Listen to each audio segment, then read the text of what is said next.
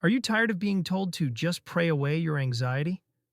What if I told you the Bible's greatest prayer book is actually a manual for emotional honesty, not just happy thoughts? We live in an age of unprecedented connection, yet we are more anxious than ever before. For the Christian, this anxiety can be especially confusing. We feel the pressure to be anxious for nothing, but our hearts race, our minds spiral, and we feel a profound disconnect between our faith and our lived emotional reality. We search for comfort, but what if the most profound therapeutic comfort is found not in a new technique, but in an ancient book of poetry, right in the middle of our Bibles? We are exploring the Psalms, not just as beautiful hymns, but as a divine blueprint for mental and spiritual health. They are the raw, honest cries of the human heart, offering a profound biblical therapy for our modern anxiety.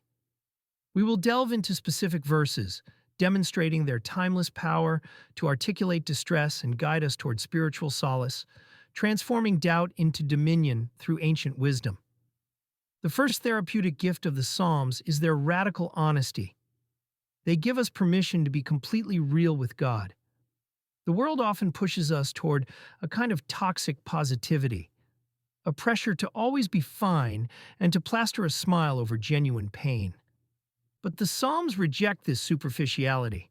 They are filled with the language of lament, a language we desperately need to reclaim. Consider the raw, almost shocking despair of Psalm 88. The psalmist cries out, "You have put me in the lowest pit, in the darkest depths. Your wrath lies heavy on me. You have overwhelmed me with all your waves." This is not a man politely asking for a blessing. This is a soul in the throes of deep, overwhelming distress. This psalm, often called the darkest in the Bible, because it ends without a clear resolution of praise, is a profound comfort. It tells us that our darkest feelings, the fear, the trembling, the feeling of abandonment, are not only acceptable to God, but they are the very language He invites us to speak to Him. The Psalms validate the physical and emotional toll of anxiety, acknowledging that our bones shake and our soul is cast down. This act of naming the pain, of articulating the distress, is the first and most crucial step in any true healing process. While the Psalms begin in the pit of despair, they rarely stay there. The true genius of the Psalms, their therapeutic structure, lies in the movement from lament to trust. The psalmist does not just complain, he argues with God, he questions Him, and in the very act of wrestling, he begins to reorient his soul. Take the famous, yet deeply relatable, internal dialogue in Psalm 42. The psalmist asks himself, "Why are you cast down, O my soul, and why are you in turmoil within me?" This is the moment of self-awareness, the pause between the panic and the promise. He is not waiting for God to magically fix his feelings. He is actively challenging his own anxious thoughts. And what is the answer he gives himself? It is a command of faith. Hope in God, for I shall again praise Him, my salvation and my God. The therapy here is not the absence of the question, but the discipline of the answer. It is a cognitive reframing, a deliberate shift from focusing on the size of the problem, the anxiety, to focusing on the sovereignty of God. The Psalms teach us that our feelings are real, but they are not the final authority. They are a starting point for a conversation that must ultimately lead us back to the unshakable truth of God's character. The final destination of this therapeutic journey is the realization of spiritual solace and the reclaiming of dominion over our fear. The Psalms provide us with the language to shift our identity from the one who is anxious to the one who is sheltered. Psalm 46 is a powerful anchor for the anxious heart. It begins with a declaration of God's nature. God is our refuge and strength, a very present help in trouble.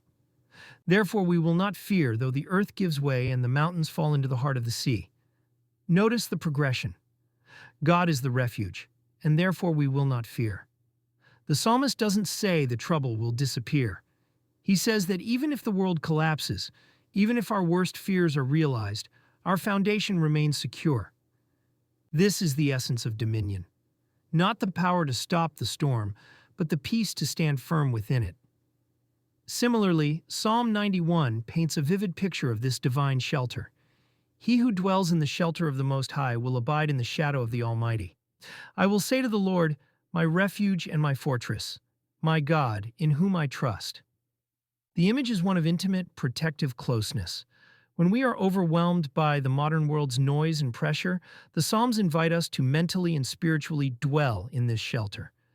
This is the practical application of faith, to take the ancient promise of God's protection and apply it as a shield against the specific anxieties of our day. The psalmist's faith is not a passive belief. It is an active verbal declaration that transforms our internal landscape. So, how do we make this ancient wisdom a living therapy for our modern anxiety? It begins with a simple yet profound practice: praying the Psalms. First, find your voice in the lament. When anxiety strikes, don't try to force a praise song. Go to the Psalms of Lament, Psalm 13, 77, or 143, and simply read them aloud as your own prayer. Let the words articulate the distress you cannot name. This is the act of bringing your doubt into the light. Second, follow the flow to trust. Once you have lamented, consciously move to a psalm of trust. Read Psalm 23, 46, or 121. Let the words of faith interrupt the cycle of fear. This is the process of transforming doubt into a declaration of God's dominion. You are not ignoring your feelings. You are guiding them with truth. Third, personalize the promise. Take a verse like Psalm 94:19, when anxiety was great within me, your consolation brought me joy, and make it your own. Write it down. Speak it over your specific fear. This is how the timeless power of the Psalms becomes a personal, therapeutic encounter. Before we wrap up, I want to hear from you. What is the one psalm you turn to when you feel overwhelmed? Drop the psalm number and a short reason why in the comments below. Your testimony could be the lifeline someone else needs right now. The Psalms are more than just poetry. They are a spiritual and emotional gymnasium.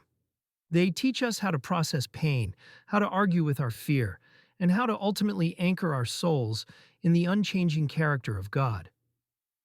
The world offers temporary fixes for anxiety, but the Psalms offer a permanent foundation. They are the biblical comfort that meets our modern distress with ancient wisdom. They invite us to bring our raw, honest cries to the only one who can truly hear them, and in that exchange, we find not just relief, but a profound spiritual solace. If you are struggling with anxiety today, open the book of Psalms. Let the words of the ancient writers become the voice of your own heart. Let your lament lead to trust, and let your doubt be transformed into the dominion of a settled soul. Find your refuge, find your strength, and find your peace in the timeless therapy of the Psalms.